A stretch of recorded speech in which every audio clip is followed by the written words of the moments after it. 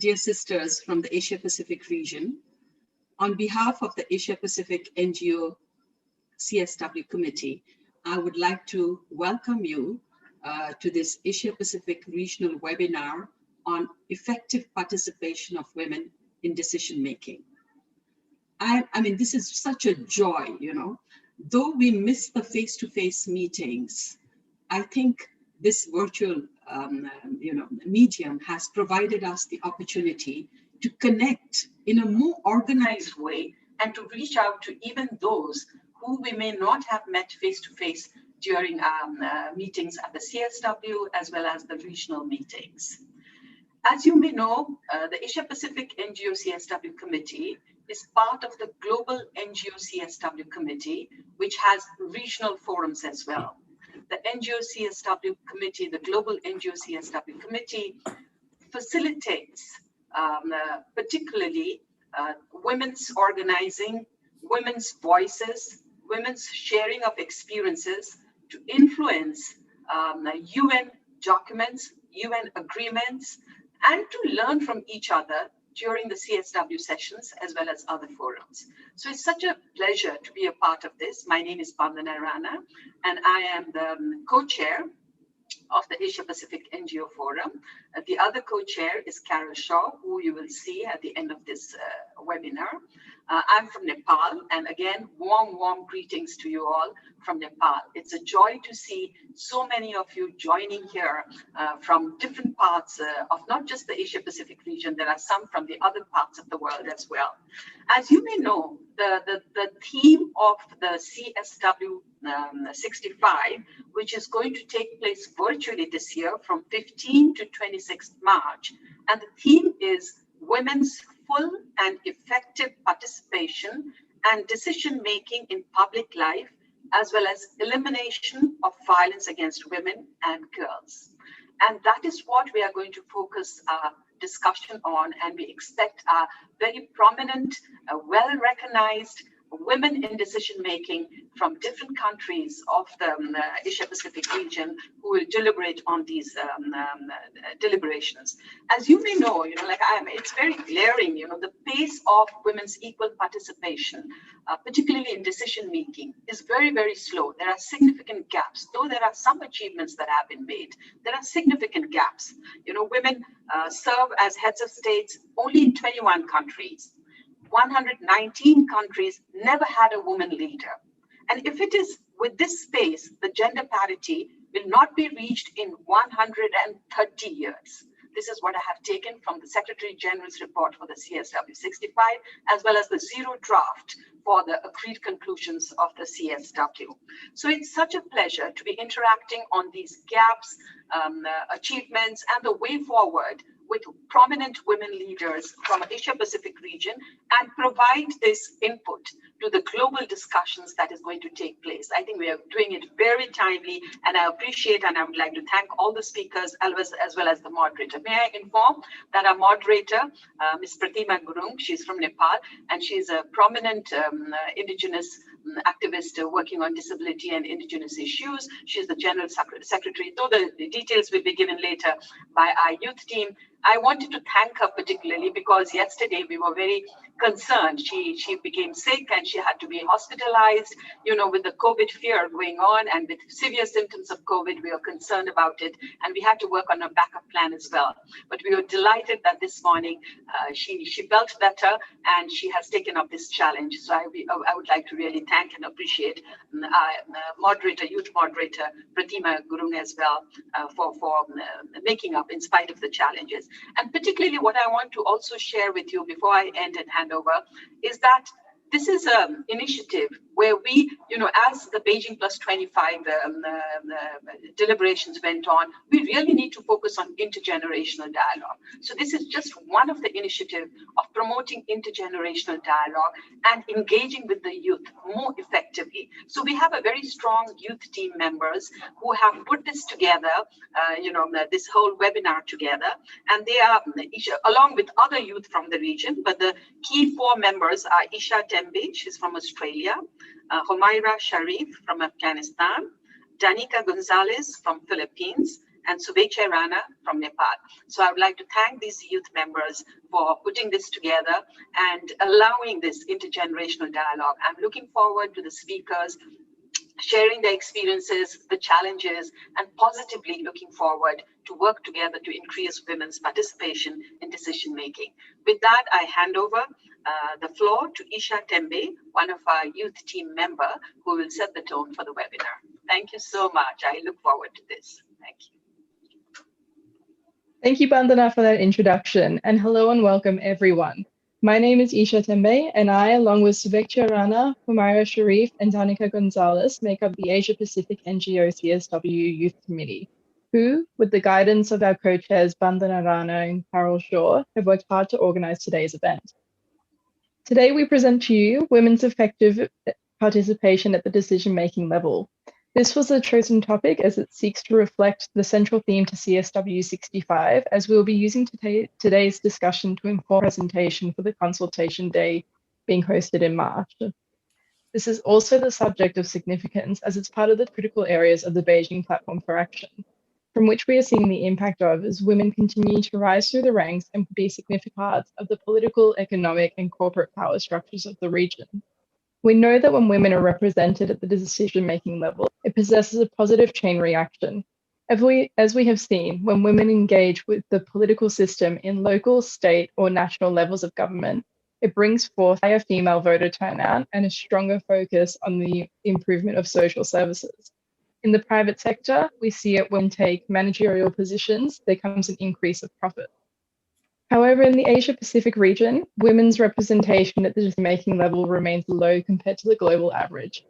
Under the 25-year review of the Beijing Platform for Action, it highlighted the need to accelerate the closing of gaps to ensure that women can access these roles without stigma, stereotype, or negative norms. And today we will be hearing from some exceptional leaders with experience in all levels of the decision-making process, as they share with us their experiences, challenges, and developments. So allow me to pass you on to Humaira, who will now introduce our speakers and moderator. Thank you.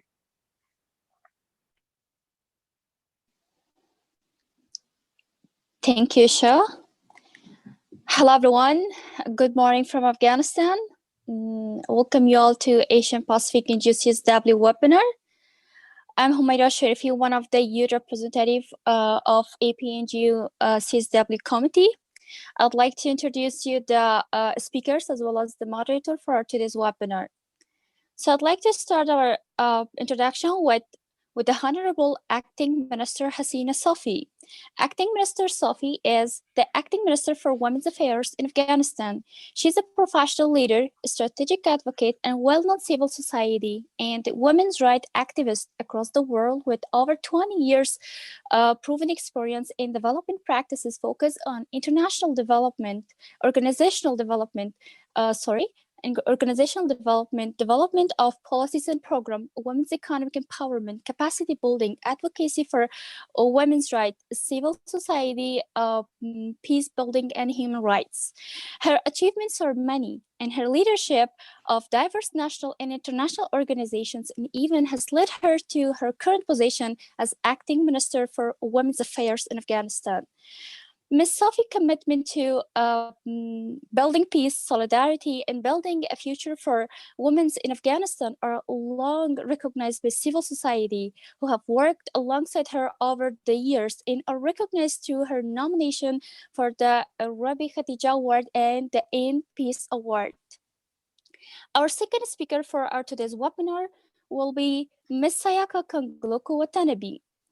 She is a founding member and representative director of WELgee, a Japanese NGO dedicated to the empowerment and social participation of refugees in Japan. It was her work as an intern with the UNDP, a United Nations Development Program, combined with her experiences of conflict areas where she became determined to address some of the issues facing refugees and people unprotected by their own countries who has came to Japan. WELgee was founded to foster hope, connection, and business support. Her work has been recognized through the Women Entrepreneur of the Year Award 2018, organized by INCO France for B30 Under 30, Japan 2018, and Asian 2019. Our third speaker will be the Honorable Sarah Johnny Ibanez Elago.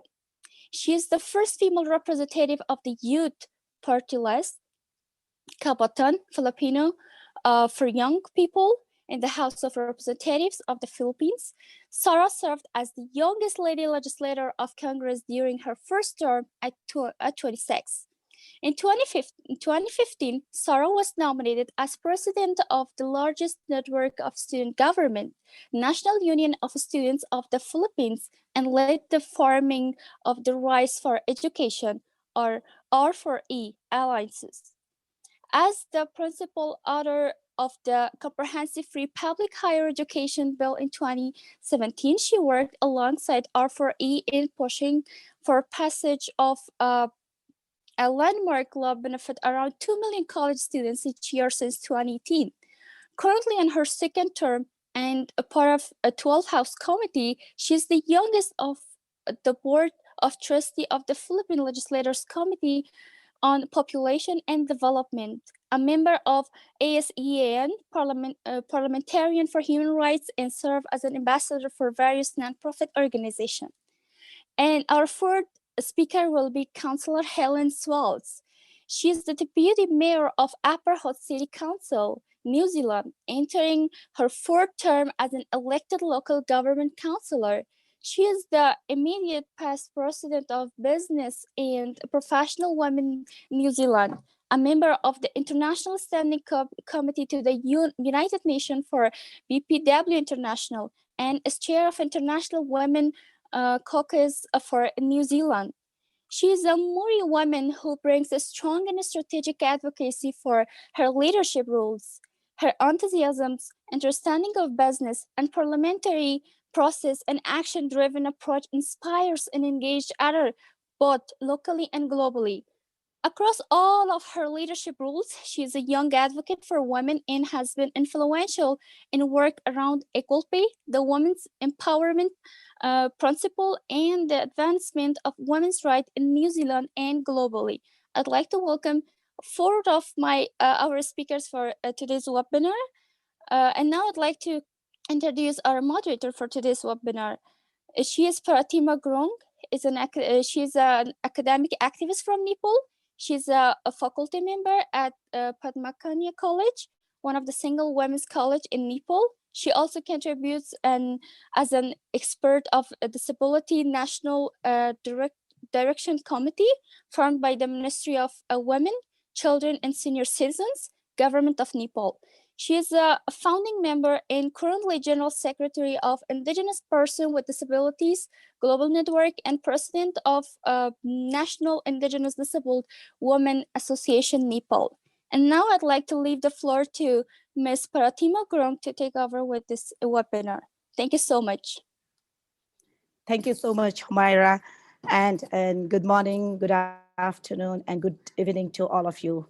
Welcome to this wonderful event.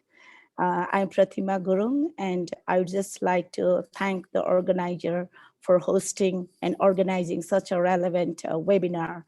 So today we are preparing for the 65th session of the Commission on the Status of Women, and we are discussing on women's participation in decision-making in this webinar. And I am very much honored to have the wonderful experts as a panel.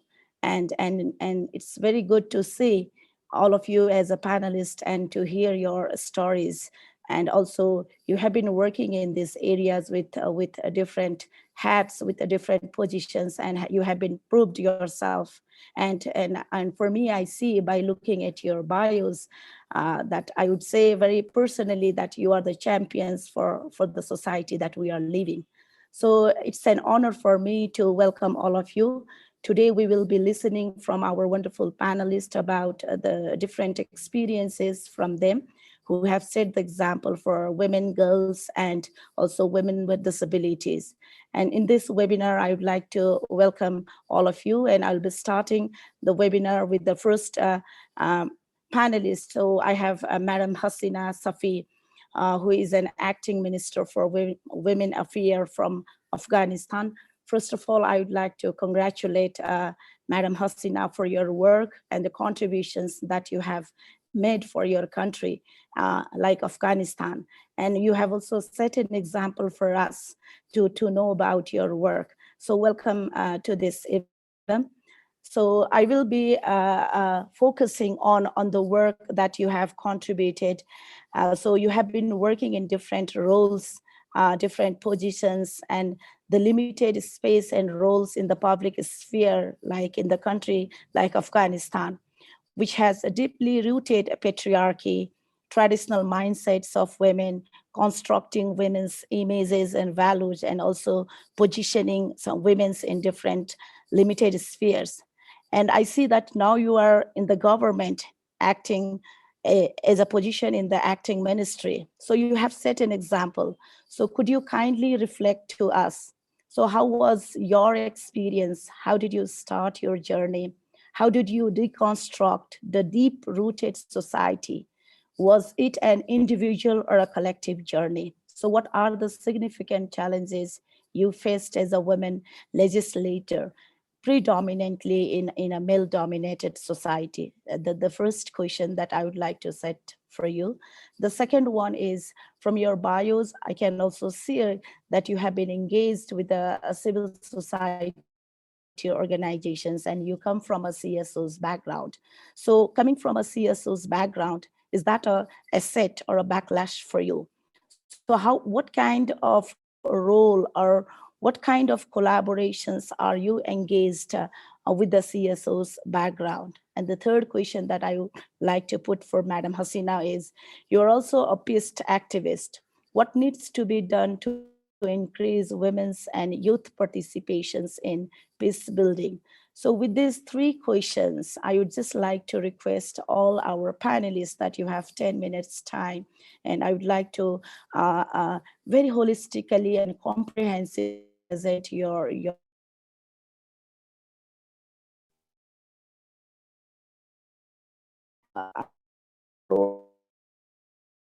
Hasina.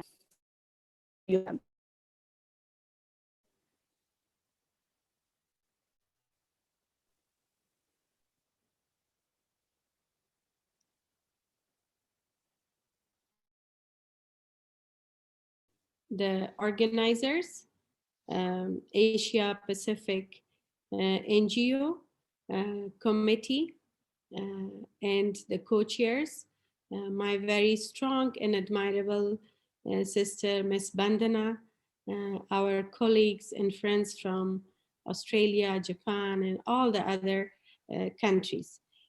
I would like to thank you first for giving me the opportunity to be with you and to share my experiences, to give and take, to understand each other.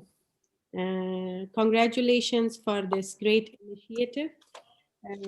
I think Commission on Status of Women is a great opportunity for all of us, and very, very relevantly planned with an intergenerational panel, because this is our obligation and responsibility to transfer what we have done, what we have experienced, and as elders, in order to alert those girls or the coming generations who have a vision for women, not only in Afghanistan, but for the world, women in the world. As I believe that women are women all around the world. It's not only in Afghanistan. Around the world, women face challenges, women battle, women fight, but the one different is that we all have, I think, analyzed now is that the shape is different. The physical sketch is different. The structure of the issue is different. So on the whole, for all my sisters in the world, I would like to very clearly state, we have a long way to go. The more we coordinate, the more we share experiences, the more we strategize, based on the facts of our context, that is that we get the more and the more to gender equality into the leadership in the world. Coming to the first question, which my friend Pratima said about my struggle, I think we should be very honest and practical as an Afghan woman. If it was not the support of my male members in the family and in the society, I would not have been a minister today. Starting from my very, very first job in getting the guidance of my father, the support of my brothers, through here, along with my husband, I would like to indicate that it has never been an individual effort. It is always a team effort, a family effort, a society effort. That is what we should believe. Starting from a very small position, getting to the highest position of whatever we define. So it is always teamwork, it is always relations, it is always connection, it is always confidence building to each other, if it is a man or a woman. The second question was that, do I think coming from civil society to government, is it an asset or a backlash? I think, to be very clear, it depends on the vision as an individual and as a team to yourself. Whether you have a vision for your society or for your nation, it doesn't matter if you are in civil society or in government. But if you are a very effective part of the nation building, in state building of your country, you may be in different positions of civil society or government, but you are always an asset to your nation, to the movement which you are struggling for. So I very strongly would like to state that being a Minister of Women Affairs with a very supportive government, especially His Excellency the President. Nevertheless, in my generation, for the first time, we also had the contribution of the First Lady. So it really has its effect and its combination. I think I'm always an asset to my nation, an asset to the coming generation, and an asset to the women in the world, because I believe that I can contribute. I believe that I can bring change, not only with my capacity, but with a coordinated and systematic approach. Why do I say that? I say that because I believe in institutions. I believe in system building, and institutions and system are never built by individuals. I'm trying to be very efficient with time and also convenient. That is why I don't want to speak a lot. Now, the third question, peace building. Yes, I'm very proud that I am a peace builder. I started from social peace. How do I define social peace for myself? I started teaching when I was 15 years old. And today, over 40, I became a minister, which brings my social peace to political peace. So I studied the whole context and I experienced and I really see where is the world going? Where is Afghanistan going? Where are the women of Afghanistan going in the peace process? The very clear and the very hard statement, which I would like to very, very concretely state that Afghan women have struggled. Afghan women will not go back. Afghan women are proud of the gains which they have done. Afghan women will contribute to the peace process of Afghanistan, not only at national level, but at local level. There has been a lot of gains in the last 5 years in the participation of women in Afghanistan. For the first time in Afghanistan, we had the contribution and participation of women in those positions where Afghanistan government had never had in the last 5 years. Afghanistan government for the first time introduced or nominated a woman for the High Council of Judges. This is the first time that we do it.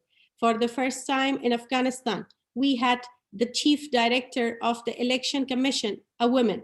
The Complaint Commission for Election Commission, a woman. For the first time, we had women deputies in Ministry of Defense and Ministry of Interior. There are many, many examples. We have more than 400 prosecutors and judges in Afghanistan, which is very, very uncommon in the region. Now, we have become a part of the nation building. What do we require for that? We require that our system becomes supportive, our system becomes friendly, so that the numbers which today we have 29% women in the Civil Service Commission of Afghanistan, and we would like them to be a part of the system in order to open the doors for our coming generations like Homara and so many other Homaras which are outside waiting for us.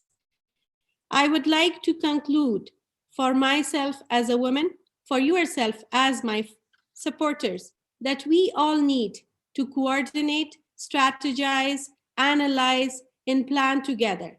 No matter if we are in Nepal, in Afghanistan, in India, in Australia, in Pakistan, in Canada, in United States. The more we coordinate, the more we share experiences, the more we take the leadership of planning and monitoring our programs ourselves, the more we can see the impact and effect in the coming generations' lives. Thank you very much.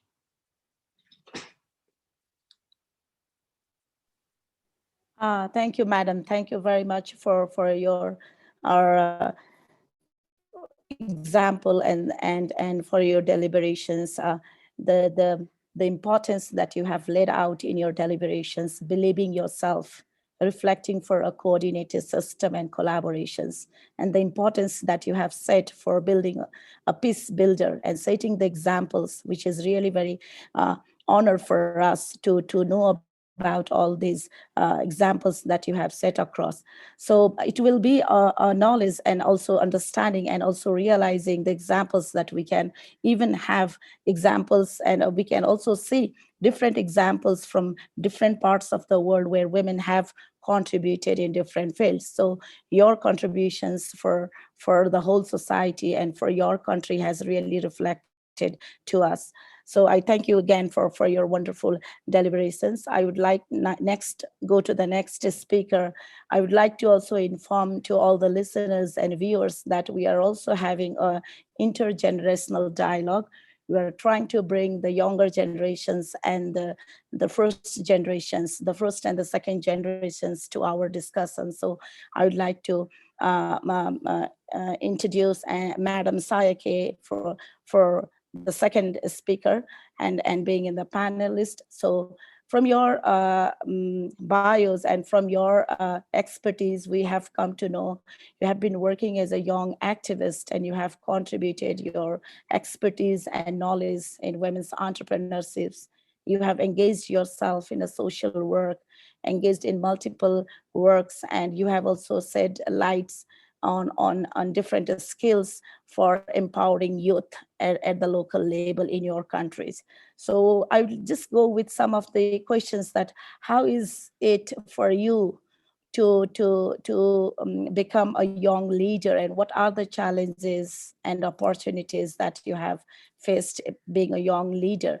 So what are the key concrete messages that you want to deliver to the listeners and viewers who are viewing this event and listening to this event?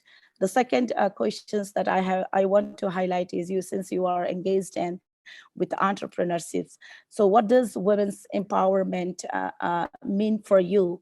And when it comes to second generations like you, so what do you learn and what do you see the first generations? How do you see this generation links, and do you see the synergy among the first generations and the second generation leadership? And apart from that, also contributing yourself as a women entrepreneurship in the economic empowerment, and also connecting yourself to the both private and public sphere. How easier or how difficult, or what are the challenges for you as a youth, balancing your professional and personal life as a young activist? I sum up these questions to you, and I would just like to hand over to you, Madam Sayaka.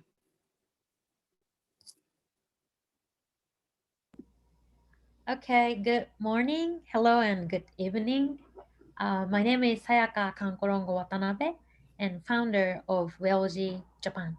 I'm very honored to be here. Thank you for this opportunity. I'll use this slide. Can you see this slide? Okay.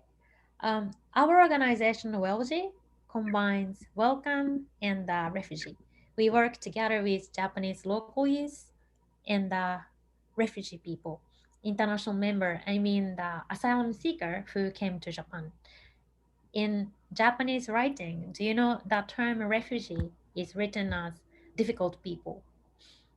Over 10,000 people came to Japan and applied for refugee status in 2019, for example, but only 42 people recognized. So where is the rest of people? They are just waiting until getting government recognition, but sometimes it takes 5 years or 10 years. And on the way, there are many facts and fear that losing visa or working permission, and sometimes even detained. So not only rely on recognition of government system, we are creating new career paths with private sector. We discover their individual passion and legally acquire a more stable visa with private companies. This opens door to many people until the day their country find peace and they can return back as their next leader, bridging home and Japan. Surely welcoming a refugee needs a big social effort, but at least people have started discussion all over the world. Silence works no more even in Japan, so we began from grassroots level.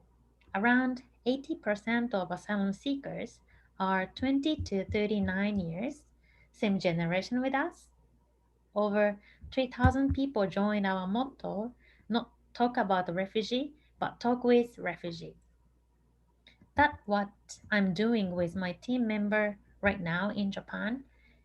And today I would like to share a related topic with women's effective participation decision making as one of the entrepreneurs, as women, as youth. Unfortunately, these 2 days, all my timeline, TV news, newspaper, radio are full of one of news related to today's topic. It's unfortunately. It's about Tokyo Olympic chief said women talk too much at meeting and he called it annoying.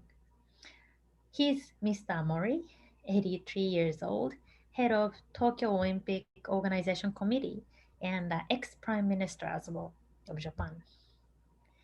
He said board of director meetings with many women take a lot of time.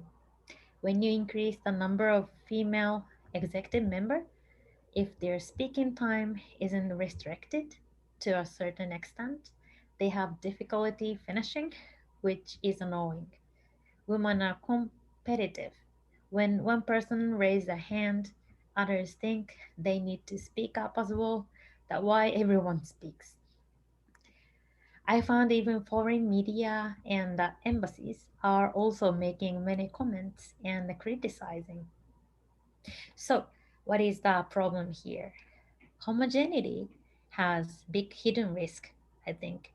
We cannot check ourselves by ourselves under homogenized environment. The committee set itself a goal of increasing the number of female board director up to 40%, but currently only 5 are women out of 24 members. And in Japan, a female member of the Diet are also only 10%. Japan ranked 121st out of 153 countries in the World Economic Forum's 2020 gender gap ranking. That's why it becomes difficult to recognize problem as problem. This is the reason diversity is important in any decision-making moment. We are consist society together. Diversity is not only gender issue. Ethnic minority, handicapped people, minors, different sector, different educational background, and more. When we categorize easily woman is or man is, we create extreme generalization and stereotype.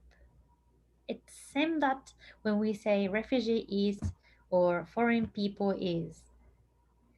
It is great hope that we have more young women leaders, but at the same moment, we also need to ask to ourselves that whether we have unconscious bias or not. Lastly, I'm going to be a mom at the end of this month. I found one social barrier here again for the first time after I got pregnant. I want to share. Under Japanese law, when working women give a birth, we can get a maternity leave for 14 weeks and child care leaves. National insurance and employment insurance will cover 2/3 of the salary during this leave. However, we, representative of organization or the president of company or self-employment people, are exceptional and not covered by this social system for childcare leave. I also didn't know that. More and more women become a leader of organization or companies than before. But law and system doesn't expect that women become leader, get pregnant, giving birth, and continue our job. Society is also always changing, and Japan is facing aging society and shrinking population as well. When I asked and made suggestion about this issue to politician people, they said it makes sense, but it is complicated because in order to change the system, we need to change many rules. This is just one of the traditional system we need to update for next generation, I think.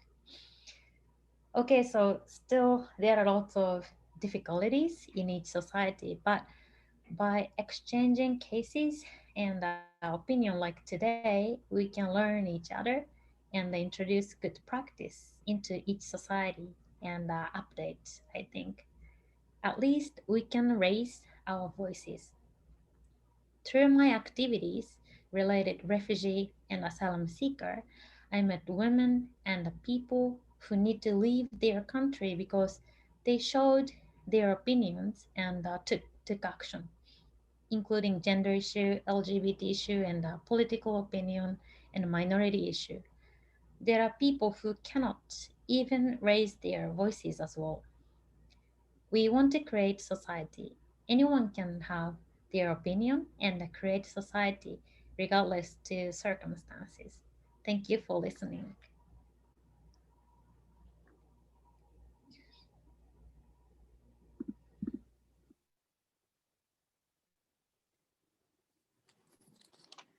Thank you, Madam Sayaka, and thank you both the panelists, Honorable Madam Hasina and Madam Sayaka. I would just like now go to the third panelist. We have Honorable Madam Sarah Jane, a young member of Congress from Philippines. And I would, from your bios, we see that we have been listening, and we also have been hearing a lot that in many parts of the world, the women have laid the roles, but there is still a kind of reluctancy for the young leadership. So in this case, you have set an example in the country like Philippines, and being a young legislator, what we see from you and what we can learn from you is one of the discussions that we are trying to listen from you. And moving to the discussion, I would just like to highlight on your own self journey, being a young legislator. How was your journey? What was the challenges and the opportunities in your professions? And how do you see your leadership working with the male, definitely with the male in the parliamentary? And also we see from your bios that you have been also the trustee member of Ministry of Population. And one of the informations we came to know that there is a sexual and reproductive health and rights which has been recently proved in your countries. So how is the implementations of sexual and reproductive health and rights in your countries, and how is it how is it difficult or challenges, or how do you see to work on the issues like sexual and reproductive health and rights with other different people from different stakeholders? So I'll just give the floor to you, Madam. Over to you. Thank you, Pratima. Greetings to all of you around the globe, to all the amazing organizers, the speakers, and the attendees. Congratulations for making it here. Thank you, Asia Pacific NGO CSW, for having me. As a youth woman member of Congress and party list representative of the youth sector in the Philippines, it is our obligation to perform the mandate of raising the voices of the marginalized. The advocacy on women's empowerment and gender equality are crucial parts of our work as a youth legislator. We do not want to inherit a future where there is more of the abuse, discrimination, exploitation, and polarization we see, hear, and experience today. It is clear to us that there can be no inclusive prosperity and peace without equality, socio-economic development, and justice. Hence, our youth agenda in Congress focuses on education, employment, industrialization, agrarian reform and rural development, health and social services, good governance, the struggle for the rights to self-determination of national minorities, climate action, and gender equality, all of which are a collective pursuit of young people, however diverse our backgrounds are. We unite in this common agenda towards a more prosperous, just, and peaceful society. And on top of our legislative agenda is quality and accessible education, which is a key to raising awareness, promoting critical thinking, developing empathy, respecting diversity, bridging gaps, and understanding perspectives. It is vital for empowerment of the youth. It is essential for the promotion and protection of human rights for just societies. Our youth party has long fought for measures to democratize access, to improve the quality of education for all, and to uphold academic freedom and support the mandatory inclusion of subjects on human rights and peace education, media and information literacy, among others.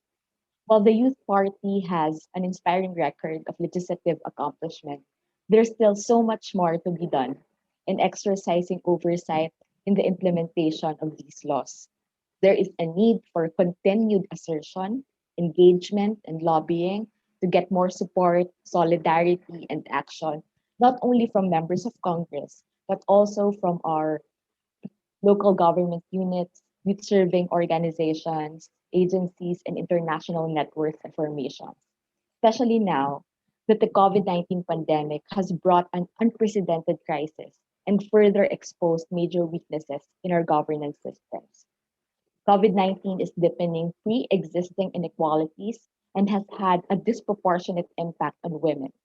Compounded economic impacts are felt, especially by women and girls who are generally earning less, saving less, and holding insecure jobs or living close to poverty.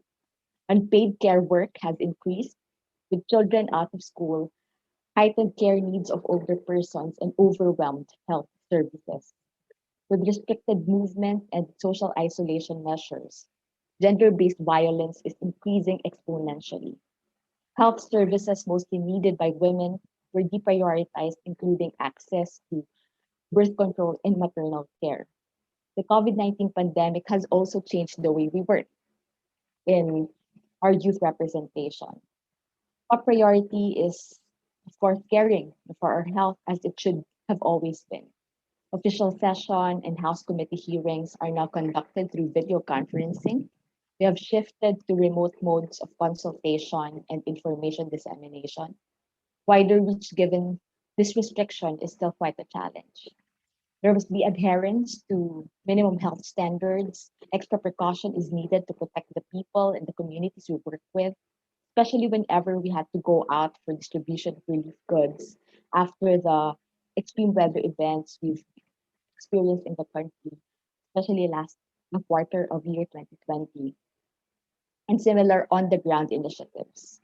We have also renewed efforts to prioritize congressional measures and action to ensure the right to privacy, information, and data security as we combat online identity theft, online sexual abuse, and other cyber crimes.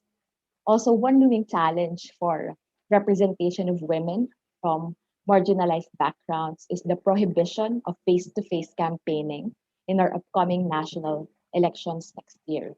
This could certainly put women women candidates from marginalized backgrounds at a disadvantage, having very little to no capacity to buy expensive airtime.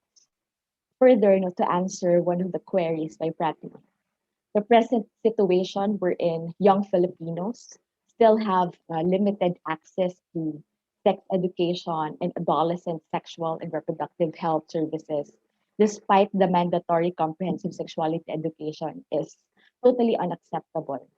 It shows that however good our laws are in paper, we still have so much work to do to ensure effective and efficient implementation. In 2019's National Summit on Teenage Pregnancy here in the country, wherein policies, budgets, and programs to reduce adolescent pregnancies in the Philippines were introduced and discussed. Among the solutions identified include the comprehensive sexuality education implementation and the increase in funding for adolescent-friendly health centers.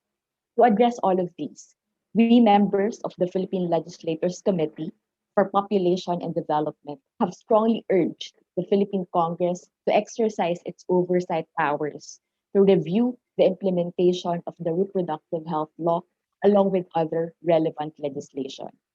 In order for Philippine Congress to truly prioritize these concerns, there is a need to change deeply ingrained patriarchal attitudes and practices that perpetuate gender stereotypes. Measures should include awareness raising and public educational campaigns, addressing women and girls as well as men and boys and religious and political leaders with an aim to eliminate stereotypes associated with traditional gender roles in the family and in society. We have likewise called on Philippine Congress to address wider societal measures to respond to issues, concerns, and challenges in education, health, employment that exacerbate inequalities. All, if remain unaddressed comprehensively and substantially, would only rob our children and youth and the next generation a chance of a better future. Additionally, as a member of a regional network of parliamentarians working together to promote and protect human rights, we have called on our fellow public officials to ensure women's equal representation in all COVID-19 response planning and decision making. They should also apply a gender lens to the design of the economic stimulus packages and social assistance programs to achieve greater equality, opportunities, and social protection. And finally, we reiterate the clarion call to advance women's representation for better representation. But having more women in Congress or in public service alone is not enough to bring about genuine change. We must address the systemic causes of misogyny, sexism, and all forms of gender bias and discrimination. May we always find ways to raise each other's voices and look after each other. We have to make each voice count for urgent and effective pandemic and climate emergency response and recovery. And through raising our voices amid the pandemic, human rights, inequality, and the climate crisis, I strongly believe, this youth representation strongly believe, that we can build back better. We must stay healthy and hopeful, everyone. Thank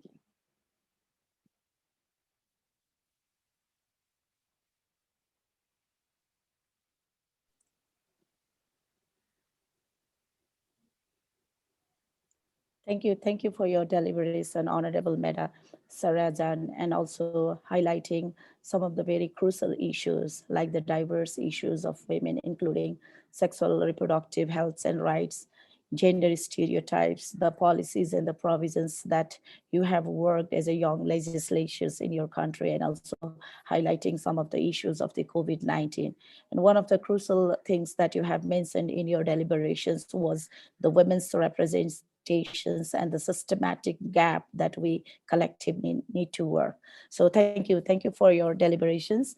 I would now like to go to the fourth panelist, Madam Hellen Swales, President of Business and Professional Women, and I would like to welcome you to this event, and also would like to highlight about your work. And by looking at your bios, I see that you have very strategically worked with the local government, and you have in a very different positions with different work and the contribution since a very long time. So for me, I see you are also engaged as a businesswoman and a professional woman. So I would like to begin and I would like to listen from your deliberations that how do we see women's meaningful participations? How do you define women's meaningful participations at this moment? And I just wanted to highlight that the women at this moment who are in different positions like you, isn't it? And also there are many women who are still having a great struggle in different positions. So in this space, how do you see and how do you perceive the meaningful participation of women in different positions?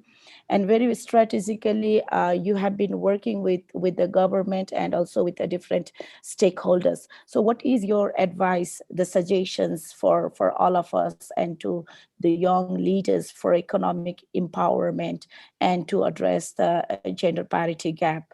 And also, I would like to listen from you that you have been engaged with Maori people, which is indigenous people in New Zealand. So there are many diverse women in New Zealand and across Asia. And there are diverse range and issues of women within our society we live. So what would be an effective strategies to handle and to reach to those diverse women to address gender equality and ensure meaningful participations of those women in different sphere, including both private and public sphere? So with these questions, I would like to hand over the floor to you, Madam Hellen. Thank you. Kia ora, tēnā koutou, tēnā koutou, tēnā koutou katoa. Thank you very much to the co-chairs of NGO CSW and the young people of Asia Pacific for bringing this amazing webinar on such an important issue for women to be in local government, central government, or in positions of influence. So I've spent 10 years as an elected member in local government, and as you said, currently I hold the position of the Deputy Mayor of our city of 46,000 people.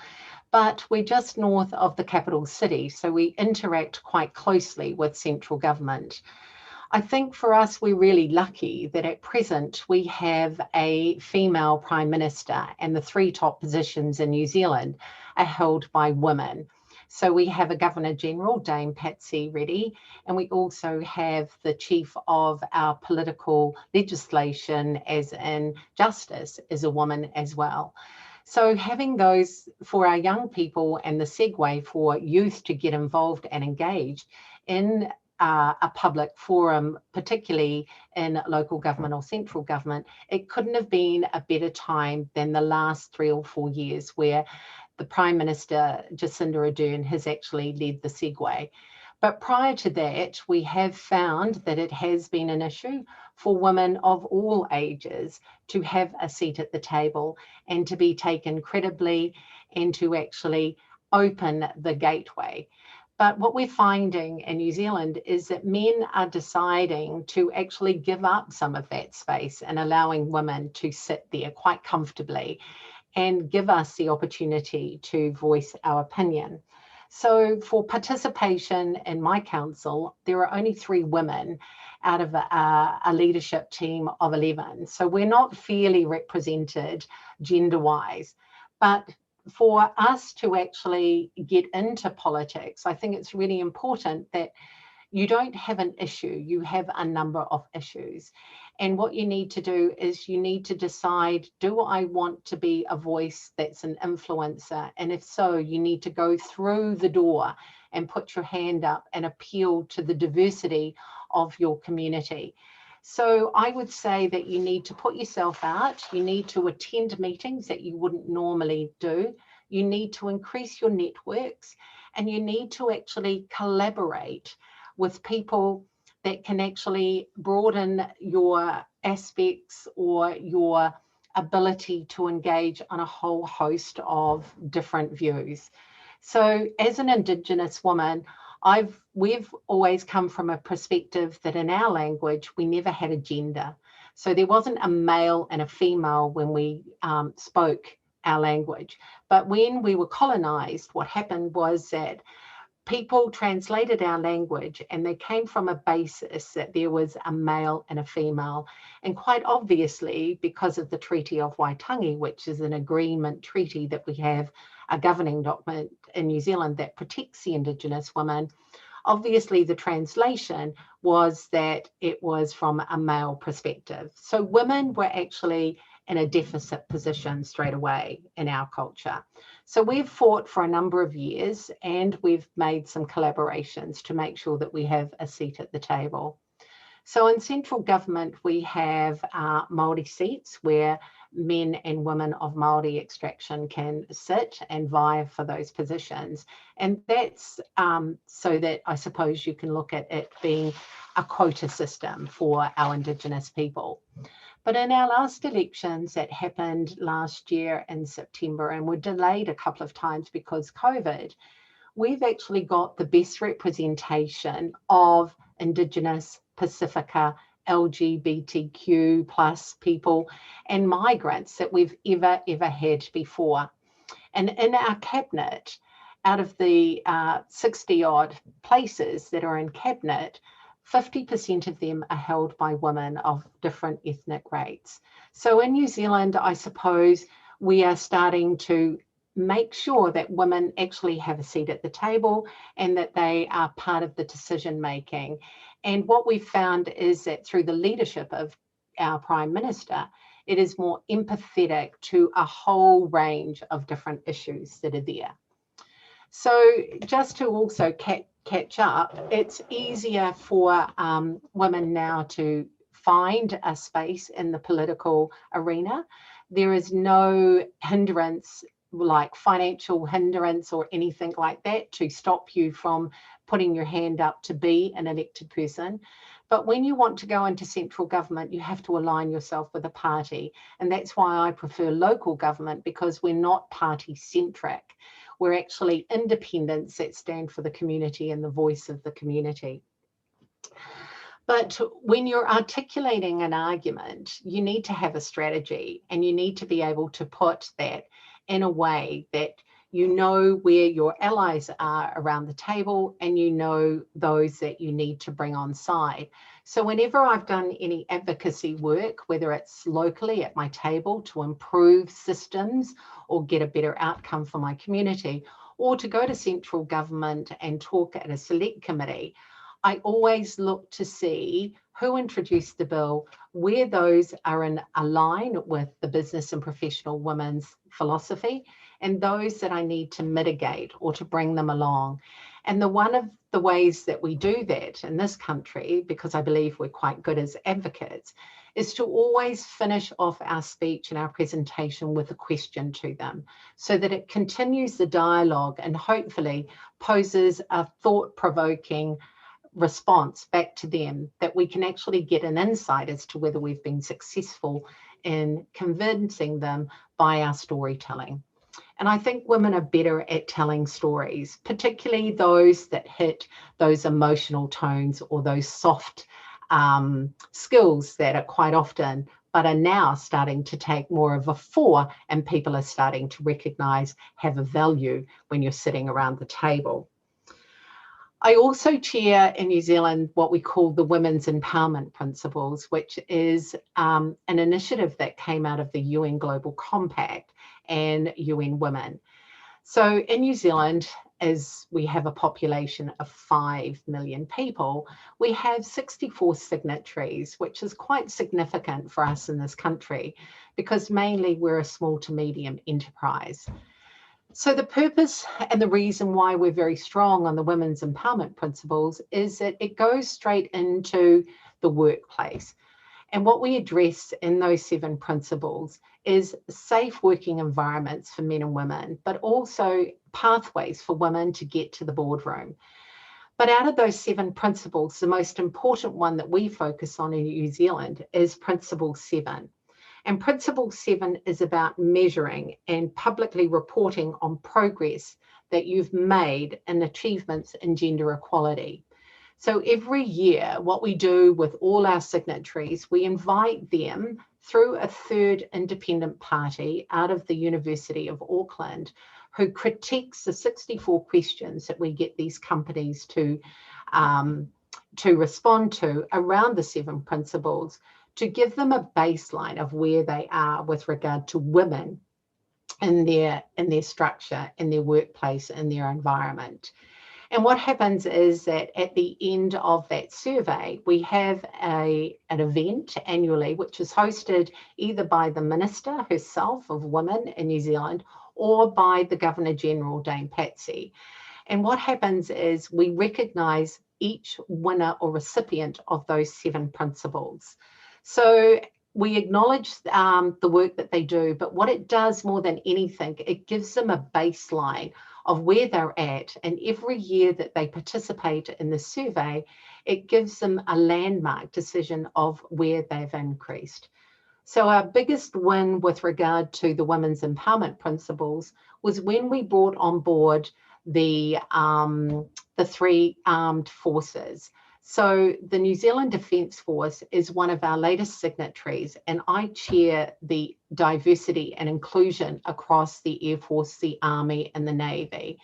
And what it does is, in most places, you find that the biggest place where there is a discrimination against women is in the forces. So we're working really hard to pull that over. But so those are some of the things that we do. And also, as an advocate and an NGO, we also advocate for women in business. And the biggest thing that we've been able to do in the past 12 months is to get our Ministry of Foreign Affairs to look at all of our trade agreements that we have, to make sure that there is a pathway and an equal pathway for women to participate in that. So in that sense, that we're very lucky that we have that ability to ask those people to say that we need a level playing field for women in that space. So that's all I have to say on what's happening in New Zealand in the government space. Thank you. Thank you, Councillor, Madam Hellen Swales. I would just like to request to all the panelists, and also like to thank for your wonderful deliberations. And I see that there are a number of questions that has come in the message box. So I would like to request all the panelists to to go through those questions that has been raised to you personally. I see that there are questions to Honorable Hasina. There are questions to Honorable Sarah and also Sayaka and Hellen. So I would just like to request all of you, anyone can take the floor and answer to those questions, and feel free to take the floor, any of you. Thank you. Sorry, Pratima ji, we will put up the key questions that we have taken from the many that has been received. Due to time constraint, we have received many questions prior to this webinar in the Google form, as well as in the chat box and the question and answer section. But due to time constraint, we are taking only 4 of them. I will share the 2 questions that we have taken up from the committee, and my youth member will share another 2 questions. And then the speakers can take turns in getting the answer and answering these. So the 2 questions that I'm sharing is one specific for Honorable Sarah Jane. The question is, the Philippines, which has always scored extremely well in the Global Gender Gap Index of the World Economic Forum, in 2020 went down in rank from 8 to 16. The reason given was its lowered score in political representation in cabinet and in Congress. So we would like to share your thoughts on this, please, Honorable Sarah Jain. And the another question that we have is for all, is not specific to any of the speakers, but to everyone, and everyone can take turn in answering them. The question is, we are witnessing a pushback of spaces for civil society engagement, especially progressive feminist organization in decision-making at all levels. Given this shrinking environment, how would you work to mobilize and conceptualize on issues at the national and regional level? So now I request Danica to put up the other 2 questions, and then the speakers can take turn in answering them. Danica, over to you.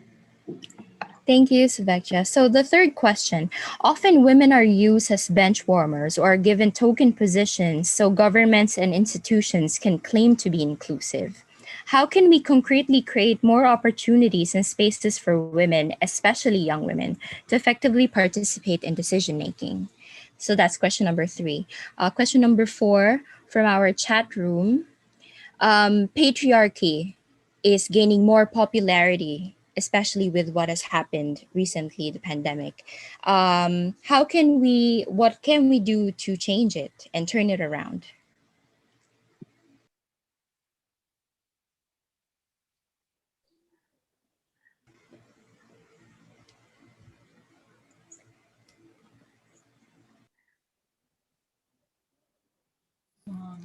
Would any of the speakers like to begin answering?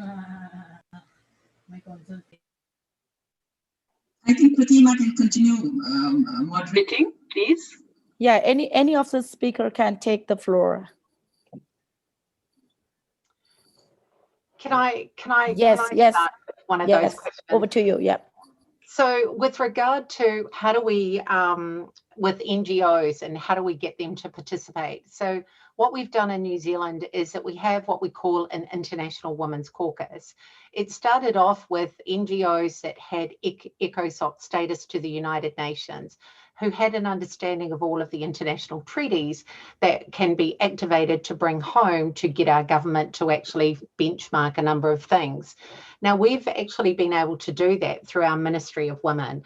It has since grown to other smaller NGOs to participate. And actually, we have our very first caucus meeting next week, where it is there from 10 o'clock. We look and discuss, we have time with the Minister for Women there, and we talk about issues. She gives us an update of where we're standing with regard to policies around women. But then we have our own time where we caucus as civil society. And then what we do is we have feedback that we give back to the minister and the ministries, threads of work or discussions that we've had. But we also now are in a position in New Zealand where the Ministry for Women actually ask us, what are the threads of work? What are the top 3 priorities that we think that they should be focusing on to collect the analytical data that we can actually use when we go out to work in different spaces? And I'll leave it at that and give my colleagues an opportunity to answer.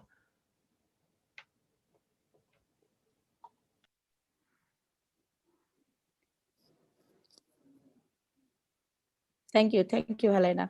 So the other panelists can take the floor.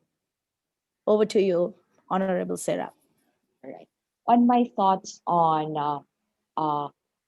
the dip in the country's ranking that can be traced to the political empowerment gap, which has widened considerably over the past 2 years, based from our consultations among young public servants. The sexism of the President Rodrigo Roa Duterte, which has been a recurring problem during his presidency, really affected their desire to commit to being a candidate, joining the Philippine elections in 2019, particularly. His sexist and misogynistic remarks has thus far sparked outrage, especially those involving jokes about rape, publicly kissing a migrant Filipino worker in the mouth, and even those misogynistic remarks about other officials of the land or vice president. So we really hope that young people would continue to speak out against sexism and misogyny. We call on our public officials to refrain and making all these sexist and misogynistic remarks. And we believe that the most powerful action really is to continue speaking up, because we don't want the perpetrators to benefit from our silence. Thank you. Thank you, Honorable Sarah. I would also like to give the floor to Honorable Hasina. Over to you, Madam Hasina.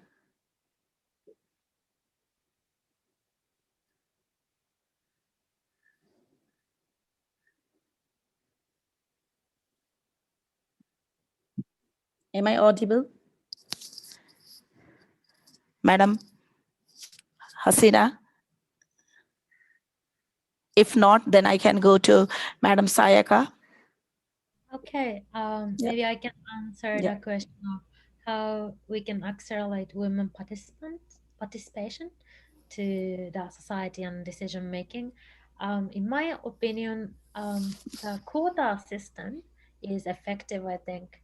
Of course, there are discussion and opposed opinion. It's reserve discrimination or something. And in Japan also still the government level, I mean the member of Diet, we don't introduce the quota system for women seat. However, I think this is a tool and a system that makes real change. If we leave this situation, we don't know how long does it take to be equal in to the women for the first step to jump into the current situation.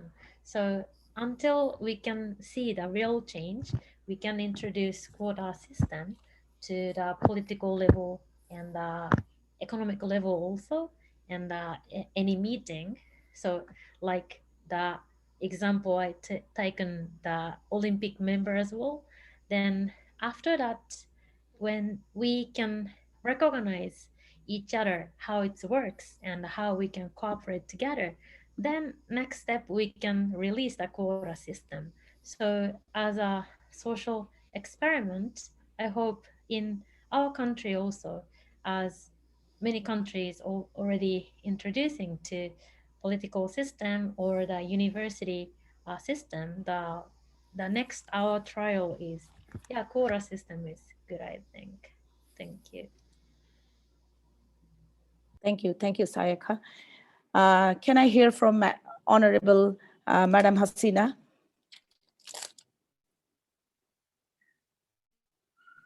Pratima, maybe she had told me that she has a busy schedule, so maybe she has left the webinar. But we have a little bit of time, and if I'm just jumping in, if the panelists have more to add in terms of the questions that have come up in the chat, that would be great. If not, we have, I just tweeted 4 things from each of the speakers. Maybe that's not the crux, but just from Hellen Swales, I wrote, when you are articulating an agenda, you need to have a clear strategy. I found that very important because many times, I know Sayaka in her presentation said, women speak too much and it's annoying. The former Prime Minister said that. So that is the reason I feel it is very important for women to be articulate and have a strategy about what they are saying. So I just picked up this point from Hellen Swales. And from Sarah Jane, I mean, of course, she said many important things, but young people have limited access to sexual education and contraceptives, and that comprehensive sexuality education needs to be prioritized. I thought that was extremely important because we undermine the need for young people to learn about sexuality, to learn about their own sexuality, and also access to contraceptives in many countries for young people is prohibited, so I thought that was important. And from Sayaka Watanabe, a youth leader from Japan, diversity is very important for effective decision-making, including gender balance.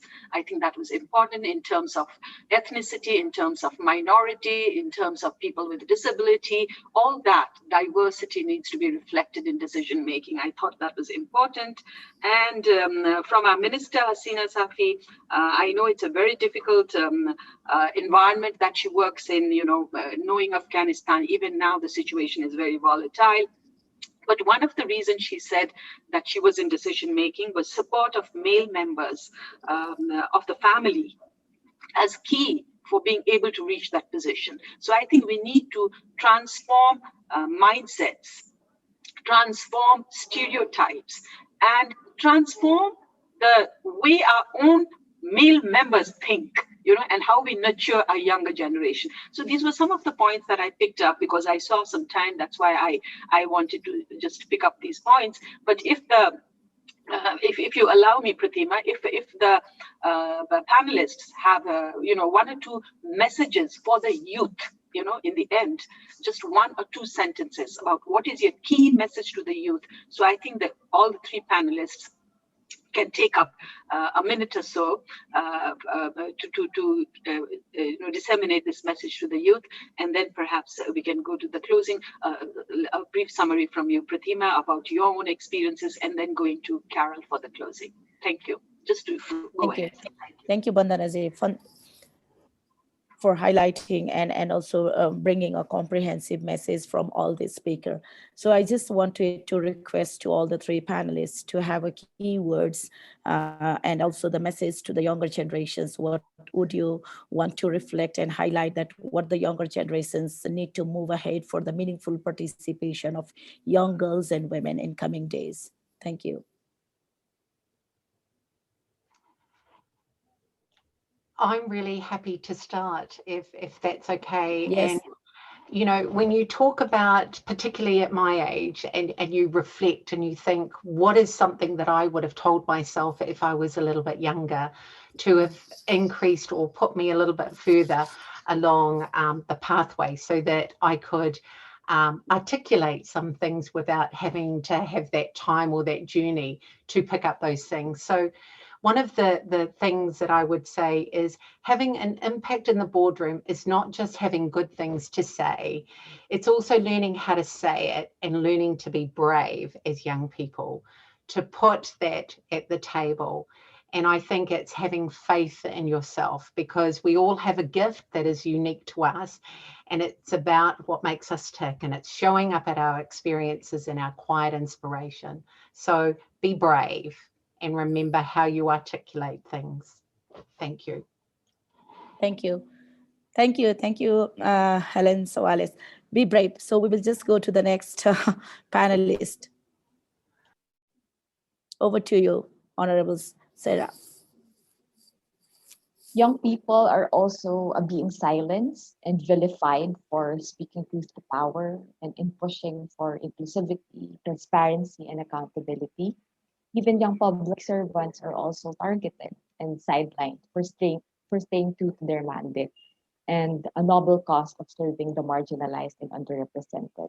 So we must strengthen our solidarity to protect one another, look after each other, and build a solidarity with press freedom advocates, peace builders, human rights and environmental defenders in the conduct of their significant work.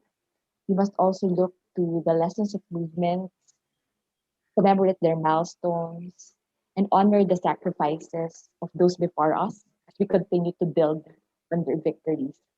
Let us spread hope, courage, and always, always rely on the power of our unity, the power of our collective action. Thank you. There is hope.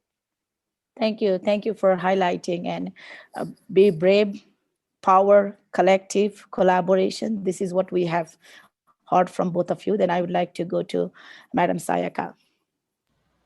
Okay, thank you everyone for this great opportunity. The Heron's word, be brave, is really touching and encouraging us as well.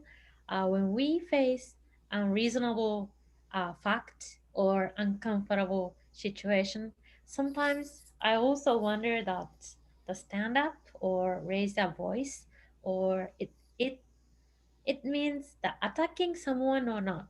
So we want to stand up or raise our voice, but this uh, if this will attack someone again or make another separation into society, is it good things or not? We should be silent, or sometimes it's a little bit how to say, it's confusing situation as well, but not because of women and not because of just uh, gender difference. We can, all of us has the rights to uh, stand up or raise a voice as citizens. So it's very important things that we can exchange idea with who have different background like today, and there is no perfect solution or there is no perfect way to solve all the problem, but we can update the society together one by one for next generation, I think. So our young generation also, thanks to the elder generation, we enjoy many rights and many freedom of speech also. So we can pass to next generation, and of course we are in that society as well. So it's the time is limited, and I'd like to discuss with you more and more. But thank you really again this opportunity. Thank you, Madam Sayaka, and thank you to all the three panelists for highlighting very key words. The words for us matters a lot. The first thing was to be brave. The second thing that I wanted to highlight is to work collectively in collaborations. And the third key words that I wanted to highlight from your deliberations was raise your voice, and also link the synergy of the first and the second generation, which was really very good concluding remarks for this webinar. This is what I would say. From all the four panelists, we have heard a lot and also discussed a lot what meaningful participation mean for women, mean for young women being in a different positions with the different hats. One of the things that we have come through this webinar is also trying to be more strategic. How do we become strategic on ourselves, that is individually, and then how do we be strategically at the public space. So this is one of the very important and crucial thing that I wanted to highlight from this webinar. And apart from this also, there were many things that have discussed by the panelists. And one of the things that I wanted to reflect is when it comes to voiceless voices, when it comes to the unheard voices, I would like to thank Hellen for one of our key words that was bringing the stories, the narratives. And we think that when we are discussing on the 65th session of the CSW and the Commission on the Status of Women, finding the space and locating the space of women and locating the space of all diverse women, we are looking at the heterogeneity of the women. And when we see that, those stories, those narratives matters a lot, because those are the key for our achievement. Those are the foundation to build our strategies. And those are the avenues to lead the leadership, no matter where we are. This is what I would like to highlight with this webinar. And I would like to thank for all the wonderful panelists. I would also like to personally apologize, because I know that I've been taking the 4 doses of antibiotic. So my head are rambling and I was not able to communicate and deliberate as I should have done. I would like to really apologize for that, and also assure that we are together journey no matter where we are, and we would definitely bring the voices of all women in the society that we live, and we will also lead the world towards the leadership of women. And this is what we want to see from the younger generation. And that is why the webinar has also built the synergy and build the bridges of the first and the for deliberations, and also like to thank for all the organizers for having this wonderful event, listening to us, and also trying to set examples on our own spaces that we have, no matter where we are, who we are, and where are we from. So I thank you for all of you. And now I would like to give the floor to Carol Saw, co-chair of the Asia Pacific NGO CSW forum also. And also I would like to give this final points and remarks to her for the closing of this webinar. And I would also like to thank to all of you. Thank you. And over to you, Carol. Thank you, Pratima. And I want to take these last 2 minutes, really, I'll not sum up because there's been some excellent summing up through Bandana and yourself and the other panelists. What I would like to say is thank you to all of the speakers. It's really important that we're having this. And I think that the interest that we had and the numbers that we've had coming through and the questions that we've had, it's proved the engagement. So Padme, thank you very, very much again for, I know you're not feeling very well and you're dosed up with antibiotics. We really do appreciate your presence. It's a tough gig, as they say. So thank you. Minister Hasina, thank you very much for taking time out of a very busy schedule in very difficult times. Sayaka, thank you. And good luck with the next few weeks and your new baby. We'd like to hear what you deliver in the end.